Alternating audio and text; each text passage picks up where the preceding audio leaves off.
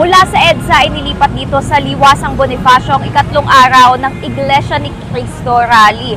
Ito po ay matapos i-revoke ng Quezon City Government ang permit ng naturang grupo para sa ikatlong araw ng kanilang demonstrasyon. Kaya naman dito sa Liwasang Bonifacio, umaga pa lamang ay nagsisimula ng magdatingan ang mga miyembro ng Iglesia ni Cristo, gayon din ang ilan pang mga reliyista. Kasama na nga dyan yung mga residente mula sa unang distrito ng Batangas. Kanina po nakausap din natin si Congressman Leandro Levice na nandito na. Umaga pa lamang aniya mapupuno ang Liwasang Bonifacio dahil marami pa mula sa Batangas, gayon din ang mga miyembro ng INC na magdadatingan ngayong araw dito. Isa pa rin ang kanilang panawagan, hustisya, kapayapaan at accountability para doon sa mga kailangang managot.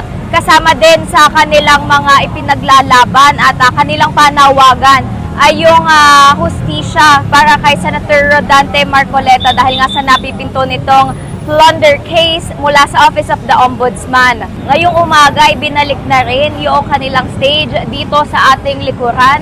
Ito po ay inalis noong unang araw dahil nga nagsilipatan din yung mga nandito sa Liwasang Bonifacio doon sa EDSA. Ngunit dahil nga po na-revoke yung kanilang permit, dito na po ngayon gaganapin. Ang Liwasang Bonifacio po ay isa sa mga designated Freedom Park kaya hindi kailangan ng permit kung sakaling mayroong pagtitipon dito.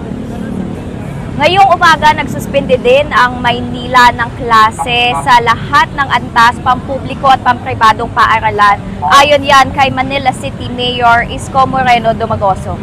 Mula po dito sa Liwasang Bonifacio, ito si Isabel Petray, nag-uulat para sa Inquirer.